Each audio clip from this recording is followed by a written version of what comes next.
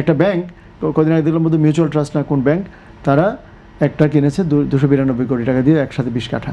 বলছে তুমি যদি আসো তোমার ট্যাক্স রেট 7.5% কমে। ধরুন স্কয়ার এই যে আজকে রাতের এই ঘোষণার পর স্কয়ার সেলিব্রেট করছে, ইউনিলিভার কনজিউমার কেয়ার সেলিব্রেট করছে, ব্র্যাক ব্যাংক সেলিব্রেট করছে, কারণ 7.5% কমে যাচ্ছে। ধরুন ওদের ট্যাক্সেবল ইনকাম হচ্ছে প্রায় 2000 কোটি বা অনেকের আরও বেশি, 2000 কোটির উপর আপনি তারা দিত ধরুন 27.5%, ব্যাংক হলে দিত 40%। ওদের স্বপ্ন পূরণে পাশে থাকতে পেরে আমরা গর্বিত। এখন 7.5% কম, মানে 20%, 20 27 থেকে 20, ব্যাঙ্গালোর ক্ষেত্রে আরেকটু বেশি, বাট ডিফারেন্স ইজ 7.5। এখন ধরুন 2000 কোটির 7.5% মানে প্রায় 14 মানে 10%-এ 200 কোটি, তাই না? তাহলে এই যে আমার 175 কোটি টাকা বেঁচে গেল, 175 কোটি টাকা দিয়ে আমি গুলশানে আমি ইজিলি, মানে সাথে আরও কিছু টাকা দিলে আমি মানে একটা 20 কাঠা জমি কেনার আমার টাকা হয়েছে, যেটা আমার মানে dream of A life time. একটা ব্যাংক কদিন আগে দেখলাম মধ্যে মিউচুয়াল ট্রাস্ট না কোন ব্যাংক, তারা একটা কিনেছে 292 কোটি টাকা দিয়ে একসাথে 20 কাঠা। এখন এই আমাদের গুলশান এভিনিউ তো পৃথিবীর one of the most expensive real estates. এখানে যদি আপনি এক বছরের ট্যাক্সের টাকা বাঁচিয়ে আপনি একটা ফুল হেডকোয়ার্টার বানানোর পরিমাণ, তাহলে 5 বছরে আপনি পৃথিবীর লার্জেস্ট রিয়েল এস্টেট ওনার হয়ে যাবেন, তাই না? এই বড় সুবিধাটা ওরা নিতে পারতো বা এরপরেও তারা আসবে না, কারণ তাদের কথা হচ্ছে আমি ওই তো 1000 কোটি টাকা তো আমি ট্যাক্সে ফাঁকি দিই বা 500 কোটি টাকা ট্যাক্স ফাঁকি দিই। আমাদের দেশে এমনও ব্যক্তি মালিক, এমন ডাক্তার আছে, এমন লয়ার আছে, নামকরা লয়ার, যারা 15-16 কোটি টাকা শুধু ট্যাক্স, মানে 15-16 কোটি টাকা ঘুষি দেয় ট্যাক্স ফাঁকি দেয়। তাদের মানে আপনি যদি 80-90 কোটি টাকা বাঁচাতে পারেন, আপনি যদি মানে আপনার রিয়েল এস্টেট, স্পেশালি রিয়েল এস্টেটে আপনি ধরুন যে প্রফিট করছেন, গেইন করছেন, ওর স্টক মার্কেটে আমার সাকিব আল হাসানের মতো ভালো প্লেয়ার একটা লেনদেনে তো 40-42 কোটি টাকা তারা লাভ করে ফেলে।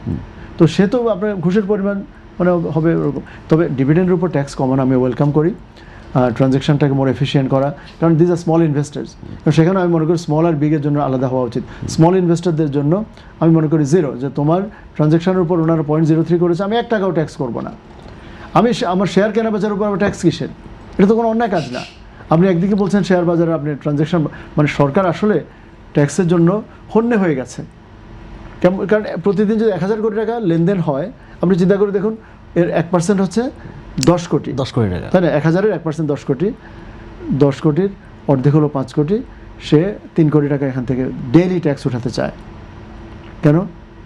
এই যত টাকা আপনি ট্যাক্স উঠাবেন এটাই মার্কেট থেকে ঝরে যাচ্ছে, মানে যারা ইনভেস্টার তাদের পকেট থেকে এই ট্যাক্সের টাকা তো ফেরত পাবেন। আপনি যদি 1 কোটি টাকা নিয়ে বাজারে ঢুকেন, আপনি প্রথম দিনে কিন্তু আপনি 3 লাখ টাকা আপনার শেষ না, মানে 1 কোটি টাকায় 1%, 1 লক্ষ আপনার মানে 30,000 টাকা প্রথম দিন শেষ। এবার 3 দিনে আপনি 1 লক্ষ টাকা, আর আপনার শেয়ার বাজার যদি আপনার দাম 1ও থাকে, আপনি 1 কোটি টাকা নিয়ে শুরু করেছেন, সপ্তাহ শেষে আপনার কাছে আছে 99 লক্ষ টাকা।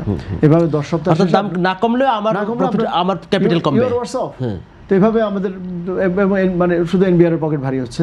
আর এনবিআর যেখান থেকে টাকাটা আনার কথা, আমি বারবার বিভিন্ন সময় বলেছি যে যেখান থেকে আনার কথা, সেই বড় মানে ওই যে খাতুনগঞ্জের ব্যবসায়ী অথবা সেই ইম্পোর্টার এক্সপোর্টার যারা করটা ফাঁকি দিচ্ছে, মিষ্টির দোকান, জুয়েলারি দোকান, হসপিটাল, ডায়াগনস্টিক সেন্টার, হ্যাঁ, ইভেন প্রাইভেট স্কুলস, অনেক ইংলিশ মিডিয়াম স্কুলস আছে, অনেক ল্যান্ড ওনার আছে যাদের মানে কয়েকশো অ্যাপার্টমেন্ট আছে, আপনি নিজেও মানে অত্যন্ত মানে নগণ্য মিডল ক্লাস, 40-42টা অ্যাপার্টমেন্টের মালিক, 40-42টা বাড়ির মালিক। সেখানে আপনি দেখুন তাদের প্রতি মাসের মানে রেন্টাল ইনকাম 20 লক্ষ টাকা, বছরে 3.5 কোটি টাকা, তাই না? এই 3.5 কোটি টাকার উপর তারা দেখা হয়তো 3 লাখ টাকা। এই যে এনবিআর যে মানে ইররেসপন্সিবল এনবিআরের অফিসাররা যারা, মানে যে কোনো মানুষ, আমি যদি ধরুন ঘুষ খেয়ে যদি পরীক্ষার গ্রেড চেঞ্জ করি, এই যে মানে শুধু তো অপকর্ম না, এটা যে একটা চরম দায়িত্ব জ্ঞানহীন একটা ইররেসপন্সিবল একটা কাজ, যে আমি আমার পকেটে 10,000 টাকা 20,000 টাকা আসবে বা 10-20 লাখ টাকার জন্য আমি দেশের কোটি কোটি টাকার ক্ষতি করছি, তাই না? এটা আমাদের ট্যাক্সের অফিসিয়ালরা, স্পেশালি মানে যারা ইন্সপেক্টরস, ইভেন হায়ার লেভেল, আমি জানি না মানে কোন লেভেলে কারা এই দুর্নীতিবাজ, কিন্তু এনবিআর এবং ভিএটি, কাস্টমস, অডিট অফিস, আমাদের টোটাল ব্যুরোক্রেসি, আপনি 2 দিন আগের দেখুন, এই যে টিআইবি যে সার্ভে করেছে যে গত বছরই শুধু 15,000 কোটি টাকার, 15,000 কোটি টাকা যদি ঘুষের লেনদেন হয়, টোটাল আমরা দিন খেলাপি দেখেছি গত বছর শুধু ব্যাংকিং সেক্টরের টোটাল মানে এগ্রিগেট লোকসান হয়েছে 1,32,000 কোটি টাকা, তাই না? তো এই টাকাগুলো তো জনগণের মানে কোনো না কোনো মানুষের পকেট থেকে যাচ্ছে, মানে আমাদের ওয়েলথ নষ্ট হচ্ছে, উই আর গেটিং পুয়ারার। আমাদের ব্যাঙ্কগুলো যদি পুয়ারার হয়, আমাদের স্কুল কলেজ মানে যারা ভালো মিডল ক্লাস তার হাতে যদি ডিসপোজেবল ইনকাম কমে যায়, আমার শেয়ার বাজারে যে ক্ষুদ্র বিনিয়োগকারী তার কাছে যদি কমে যায়, আপনি ওই মানে অল্প কয়েকজন তারা মার্কেটটাকে শেক করছে, মার্কেটটাকে মুভ করছে, তারা বসে বসে কারসাজিগুলো করার পর দাম বাড়ে, দাম বাড়ার পর তারা তাদেরগুলো বিক্রি করে ফেলে, সাধারণ মানুষ এরপরে দাম পড়ে যায়, সাধারণ মানুষ ওই টাকা নিয়ে স্টাক হয়ে যায়।